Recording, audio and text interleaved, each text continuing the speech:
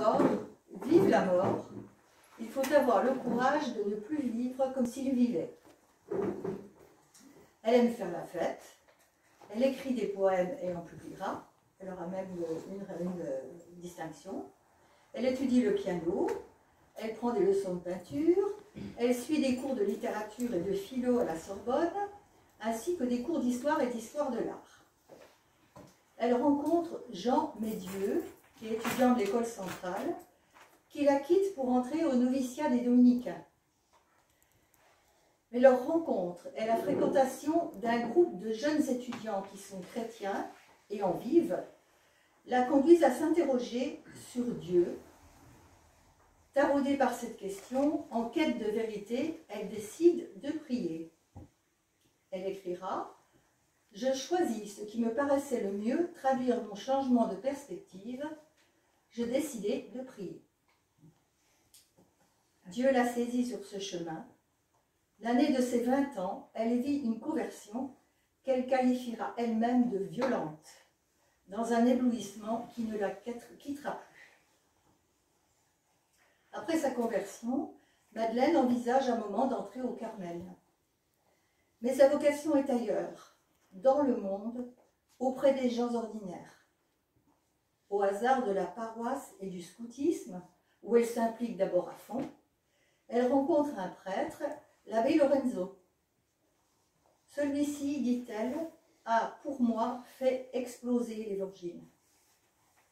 Désormais, pour aller jusqu'au bout de sa vocation de baptisée, je la cite, « Le mince livre de l'Évangile lui suffira. Madeleine le lira, l'annotera journellement afin d'y conformer sa vie. » En 1927, pour Pâques, elle écrit à sa mère « Après des jours de réflexion, de prière et d'épreuve, je suis certaine de faire la volonté de notre même Maître en restant à travailler avec lui dans le monde. » Madeleine songe à un projet de vie commune axé sur les pauvres. Elle entreprend ensuite ses études d'assistante sociale. En 1933, avec 2 amis, elle s'installe dans un quartier ouvrier d'Ivry-sur-Seine. D'abord dans un centre social situé dans l'enceinte de la paroisse, elle y découvre l'athéisme militant des communistes qui gèrent la ville. Elle vit avec les gens des rues, pauvres et incroyants. C'est le début de ce qu'on appellera plus tard les équipes Madeleine Delbrel. En avril 1935, la petite équipe s'installe au 11 rue Raspail, près de la mairie, qui l'embauche au service social. Elle collabore, tout en gardant l'entière liberté de parole qui la caractérise. Elle n'hésite pas à annoncer l'Évangile à contre-courant. En 1945, elle démissionne du service social de la mairie et se recentre sur la vocation de départ de sa communauté, qui est à la fois contemplative et apostolique. Le groupe se développe et la maison devient un lieu de fraternité pour beaucoup de gens. Avec ses compagnes, elle se démène pour tous, soulage les détresses, combat pour la justice, est en contact avec la Mission de France et les prêtres ouvriers.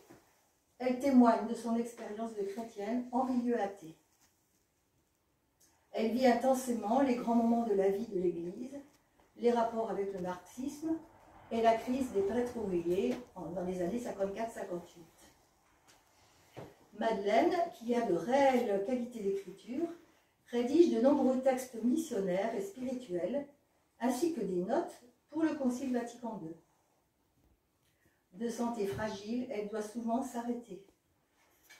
Ses compagnes la trouvent sans vie à sa table de travail. Le 13 octobre 1964, elle allait avoir 60 ans. Elle a défini la spiritualité du groupe dans son livre « Nous autres, gens des rues ».